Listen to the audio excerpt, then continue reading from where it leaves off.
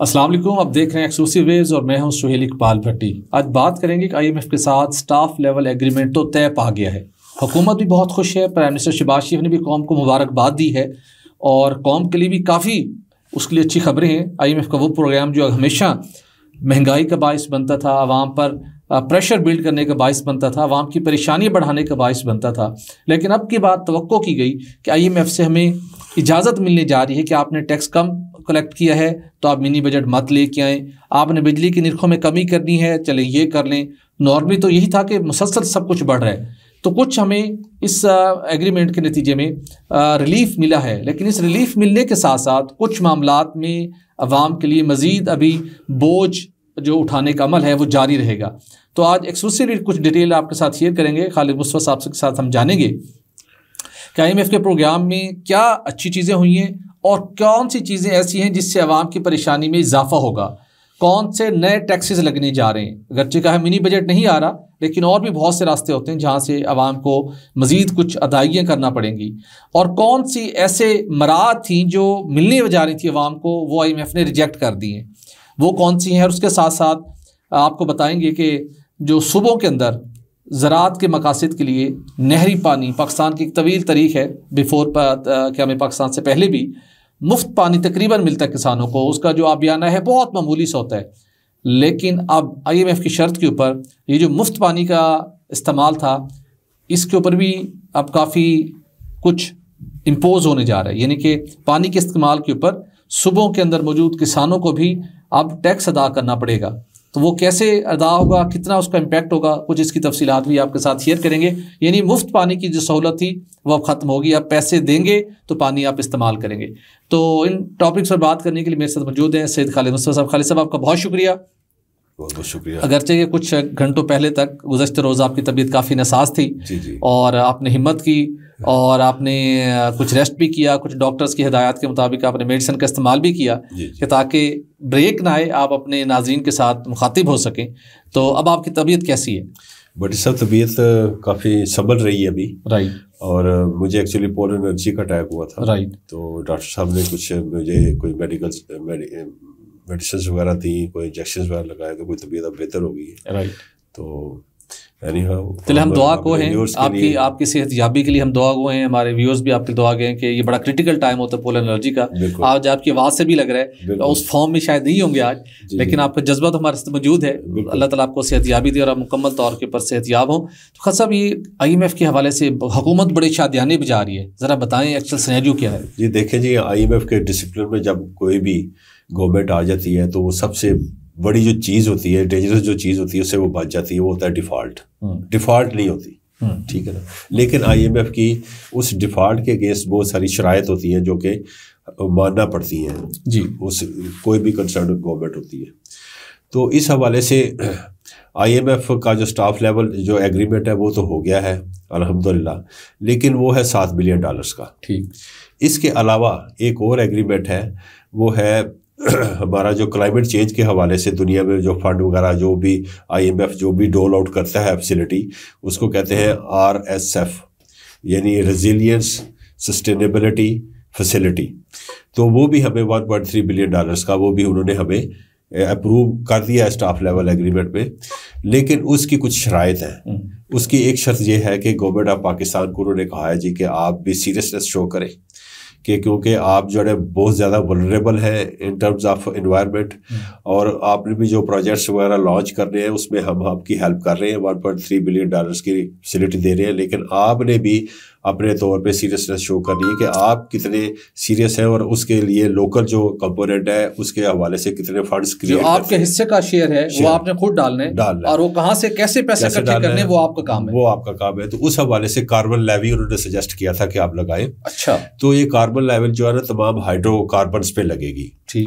इसमें कोल भी आ जाता है, इसमें आपके ऑयल एंड गैस सेक्टर के सारे आ जाते हैं। सब खुल के बताए ना कि पेट्रोलियम मसनूआत के सार्फिन पर भी कार्बन लेवी लगेगी। पहले जो पेट्रोलियम लेवी का बोझ उठा रहे हैं 60 रुपए 70 रुपए फी लीटर का, अब वो कार्बन लेवी भी भुगतेंगे। कार्बन लेवी भी भुगतेंगे, वो तकरीबन 3 रुपए से लेकर 5 रुपए पर लीटर के हिसाब से वो लगेगी। लेकिन ये 1 जुलाई से शुरू होगा। ठीक है, 1 जुलाई 2025 से 25 से शुरू होगा। मतलब अब 3 माह हमारे लिए अप्रैल मई जून की परेशानी की बात नहीं है। ये जितने भी उसके पैसे बाद यहाँ से जितना भी वो रेवेन्यू होगा, कहा यह जा रहा है अंदाजे के मुताबिक तकरीबन 200 बिलियन रुपीस का वो पर ईयर एक रेवेन्यू हम जनरेट करेंगे। और वो जो हमारे जो क्लाइमेट रेजिलिएंट कोई जो हमारे प्रोजेक्ट्स होंगे उसमें हम जो है वो रकम खर्च करेंगे। तो एक तो ये है। दूसरा उन्होंने ये भी कहा है कि जो ऑटोमोबाइल सेक्टर है आपका बड़ा जो है वो काफ़ी अरसे से, दहाइयों से वो हाईली प्रोटेक्टेड एक सेक्टर रहा है, और इसको अब जो टैरिफ ड्यूटी है इसकी आपने 10.5% से कम करके 6% तक लेके आनी है 2030 तक, ताकि ये भी थोड़ा सा ओपन अप हो सेक्टर और लोगों को ज़्यादा जो है ना चॉइस मिल जाएगी कि जो वो पाकिस्तान की बनी हुई गाड़ियाँ ही खरीदने पे मजबूर हो जाते हैं, उनके पास ये चॉइस होगी कि वो बाहर से भी मंगवा सकते हैं। तो वो टैरिफ जो है रिडक्शन होगी। इंडस मोटर जो पाकिस्तान में टोयोटा कारें तैयार करती थी और गुज़श्ता 40 सालों तक उन्होंने पाकिस्तान की मार्केट पे इजारादारी कायम की, कब्जा किया। उसके बाद सुजुकी थी, फिर होंडा थी। इन तीन कंपनियों ने एग्रीमेंट के मुताबिक 100% लोकलाइजेशन तो नहीं की, लेकिन अब इनकी मोनोपोली अब खत्म हो गई है। बिल्कुल बिल्कुल। इसके अलावा जो है एग्रीकल्चर इनकम टैक्स जो है वो भी इम्पोज किया जा रहा है 1 जुलाई से। अभी वो सूबों को इसमें कॉन्फिडेंस में लेंगे कि कैसे वो, यानी कि मोडस ऑपरेंडी क्या होगा, मैकेनिज्म क्या होगा और कितना उसका वॉल्यूम होगा, उस हवाले से है। और जो वाटर प्राइसिंग है आबियाना, वो भी 1 जुलाई से ये प्रोविंसेस को ये कॉन्फिडेंस में लेकर तो वो उसका तयन करेंगे। लेकिन ये है कि अब वो जो है ना फ्री लंच वो नहीं होगा, there is no free lunch. मैं थोड़ा सा इसको एक्सप्लेन करना चाहूँगा खालिद साहब। पहले जो हमारे यहाँ बिजली की जो सार्फिन है, बिल्कुल, वो भी एक अदायगी कर रहे हैं वाटर यूज चार्जेस की, जो कि मंगला और तरबेला डैम से पानी का खराज होता है, उसके ऊपर एक शुरू के अकॉर्ड में था, लेकिन काफ़ी सालों तक इसको इम्प्लीमेंट नहीं किया गया। फिर उन्होंने शोर मचाना शुरू किया। अल्टीमेटली अब वो टैरिफ का हिस्सा और अच्छा खासा अरबों रुपए का उसका इम्पैक्ट है, खरबों रुपए का उसका इम्पैक्ट है, जो कि बर्दाश्त करना पड़ा है। उसके बाद जो दूसरा पानी का इस्तेमाल होता है वो सुबह में ज़राअत में ज़री मकासद के लिए होता है, और वो तकरीबन मुफ्त मिलता है। मुफ्त मिलते हैं, उससे वाटर लॉसेस बहुत ज़्यादा जो हमारा इरीगेशन का सिस्टम है। लेकिन किसानों को कोई बोझ कभी फील नहीं हुआ कि हम जो नहरी पानी हासिल कर रहे हैं उसको समझे मुफ्ती होता है कि उसके ऊपर उनको टैक्स अदा करना पड़ेगा। अब IMF ने कहा है, जो आपने हम आपकी स्टोरी है उसके मुताबिक हमारे मुल्क भर के किसान, खैबर पख्तूनख्वा के हों, पंजाब के हों, सिंध के हों, बलूचिस्तान के हों, अब उनको एक हैंडसम रकम अदा करना पड़ेगी, जिसका तयन किया जाएगा सूबों के साथ मुशावरत से। बिल्कुल। अब ये रकम भी कलेक्ट की जाएगी और ये बोझ उठाना होगा हमारे किसानों को। बिल्कुल ठीक। तो वो जो है किसान जो है वो अपनी यील्ड में भी उसका जो है ना इनपुट डाल देगा करेंगे। लेकिन ये है कि एटलीस्ट किसान जो है वो भी पानी का जो है जो ज़िया होता है वो भी अब कम होना शुरू हो जाएगा, क्योंकि उन्हें पता होगा कि हम जो चीज़ इस्तेमाल कर रहे हैं इसकी हम पेमेंट कर रहे हैं।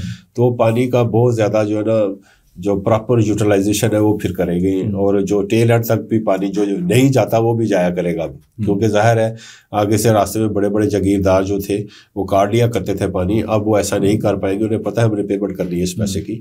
तो वो फिर ये है कि जो टेल एंडर्स होते हैं वहाँ तक नहीं जाता था पानी। लेकिन ये है जब पता होगा कि इस पानी की हमने कीमत अदा करनी है, जो भी परसेंटेज हो, तो उसके मुताबिक वो पानी का इस्तेमाल करेंगे, और जो टेल एंडर्स हैं उन तक भी पानी जाना शुरू हो जाएगा। बलूचिस्तान बहुत बुरी तरह से मुतासिर होता है, इस के अंदर बढ़िया इसके ऊपर शोर शराबे होते रहे। एक्चुअली सिंध के जो जागीरदार हैं वो उसके उनके हिस्से का बड़ा पानी जो है ना वो रास्ते में इस्तेमाल कर लेते हैं रोक के, और बलूचिस्तान के अंदर जितनी उनकी जो उनका शेयर है नहीं मिलता। अक्सर जो बलूचिस्तान के मेंबर हैं वो बहुत ज़्यादा इस मामले को हाईलाइट करते हैं। फीडर से वो अक्सर शिकायत करते हैं ये वाली।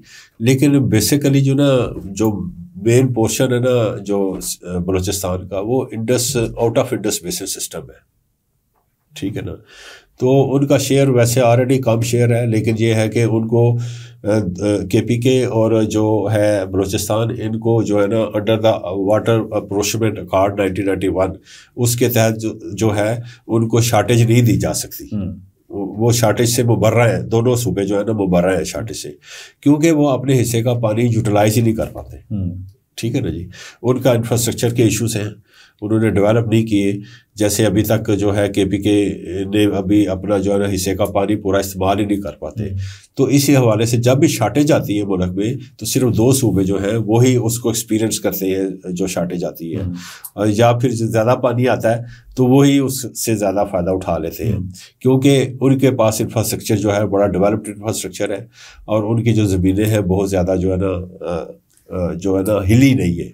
तो उस हवाले से हमें चश्मा राइट बैंक कैनाल है तो उसको अपलिफ्ट करके पानी को लेके जाना है KPK में, तो वो एक कॉस्ट होती है। उस हवाले से भी ये जो है ना चश्मा राइट बैंक कैनाल जिसका हम कहते हैं ना जी कि 6 नहरें निकाली जा रही है, तो उसमें एक प्रोजेक्ट ये भी शामिल है। बिल्कुल ठीक। तो इस हवाले से मैं आपको बताना चाह रहा था कि इनके अपने कंस्ट्रेंट्स हैं जिसकी वजह से ये अपना जो शेयर है वो इस्तेमाल ही नहीं कर पाते दोनों सूबे KPK और बलोचिस्तान। लेकिन बलोचिस्तान को फिर भी इसके बावजूद भी शार्टेज का सामना करना पड़ता है, हालांकि वो शार्टेज से मुबर्रा है, एग्जेम्पशन मिली हुई है उसको इस हवाले से।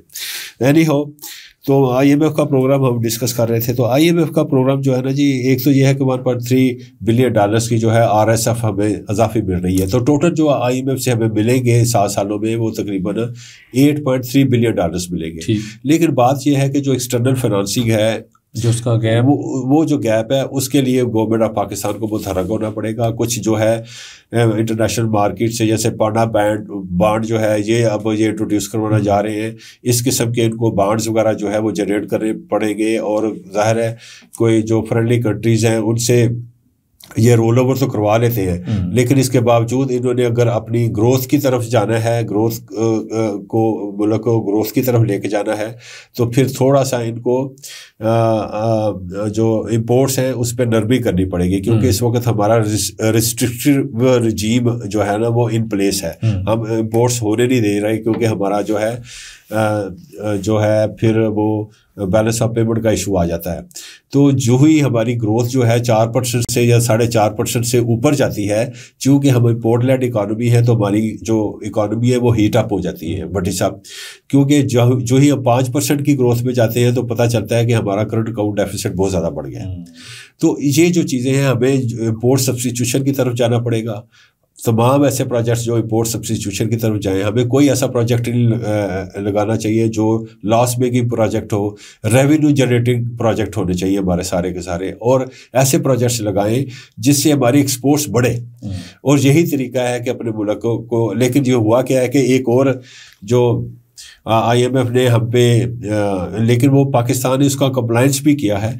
IMF ने लेवी लगा दी थी कि कैपिटल पावर प्लांट्स पे, तो अभी खबर मिली है, बल्कि आप ही हमें से शेयर कर रहे थे इस प्रोग्राम से पहले कि जी वो जो टेक्सटाइल इंडस्ट्री है उन्होंने वो जो है स्टे ले लिया उस पे कोर्स में। तो अब ये स्टे हो गया है, इसका मतलब ये है कि जो पेट्रोलियम लेवी है 791 रुपये की जो पर MMBTU जो लगी थी, जिसकी वजह से 4291 रुपये हो गया था उनका, वो जो गैस का टैरिफ था वो तकरीबन $15.38 पर MMBTU हो गया था, जो कि बहुत ज़्यादा है जी। तो हम तो इसमें जो है वो सस्टेनेबल ही नहीं हो सकता हमारा सेक्टर जो है टेक्सटाइल सेक्टर। और ऊपर से ये है कि मैं अभी मुझे पता चला है कि मीनवाइल चूँकि लेवी लग गई थी तो उस वजह से जो टेक्सटाइल सेक्टर ने भट्टी साहब वो 50% जो है ना जो इनटेक था गैस का वो कम कर दिया था, और इसको सस्टेनेबल नहीं रहा था ना। अब वो जो 50% कम हुआ था वो किधर जाएगा? वो कोई नहीं खरीदेगा, क्योंकि ये क्लाइंट ऐसा क्लाइंट है जो सबसे ज्यादा महंगी गैस खरीद रहा है, तो वो सिस्टम में आएगी तो वो नहीं कोई खरीदेगा, तो लॉस होगा। जो हमारी कोलैप्स करेगी, SHGC कोलैप्स करेगी, आपका ट्रांसमिशन सिस्टम कोलैप्स करेगा, आपकी LNG सप्लाई डिस्टर्ब और सर्कुलेट में भी इजाफा होगा, गैस की मजीद कर्टेलमेंट होगी। तो ये खौफनाक तबाही थी।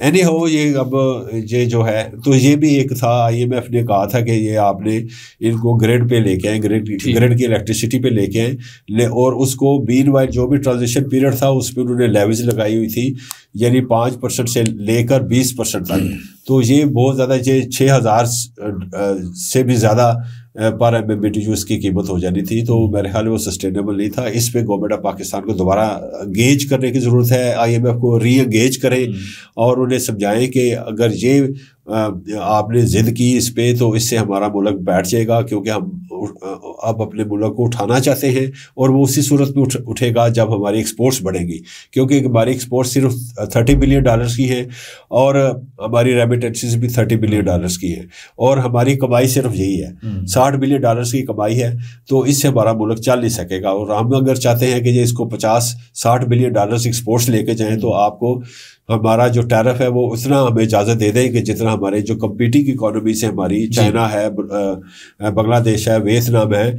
जो और इंडिया है, जो वो अपने इंडस्ट्रियल सेक्टर को जो टैरिफ दे रहे हैं हमें उतना टैरिफ दे दें ताकि हम अपने पैरों पे खड़ा हो सके। बिल्कुल ठीक। तो नाज़रीन, ये आज की थी तफसीलात IMF के प्रोग्राम की, क्या उसके प्रोज हैं, क्या उसके कॉन्स हैं। लेकिन अच्छी चीज़ ये है कि एक मुश्किल फेज़ से हम निकल गए हैं। थोड़ा सा मज़ीद मुश्किल वक्त आपको, मुझे, हम सबको भी मज़ीद बर्दाश्त करना है, लेकिन उसके ज़रूरी है कि गवर्नमेंट ने जो स्ट्रक्चर रिफॉर्म्स लेके आनी थी, जो सरकारी इदारों की निजकारी करनी थी, नुकसान में चलने वाले इदारों का नुकसान का खात्मा करना था, वो इनिशिएटिव्स उनके ऊपर अमल किया जाए। प्लस IMF को प्रोग्राम की सख्ती जो हम झेल रहे हैं, तो फिर जाके कुछ लॉन्ग टर्म हमें कुछ ना कुछ सस्टेनेबल रिलीफ मिल सकता है। अदरवाइज़ इस किस्म के मसाइल जारी रहेंगे और IMF का कशकोल तोड़ने का जो ख्वाब था वो मुश्किल से ही शर्मिंदा तबीर हो पाएगा। तो आज के शो के लिए इतना ही। हमें दीजिए इजाज़त। हमारे चैनल को लाइक और सब्सक्राइब करना मत भूलिएगा। अल्लाह हाफिज़।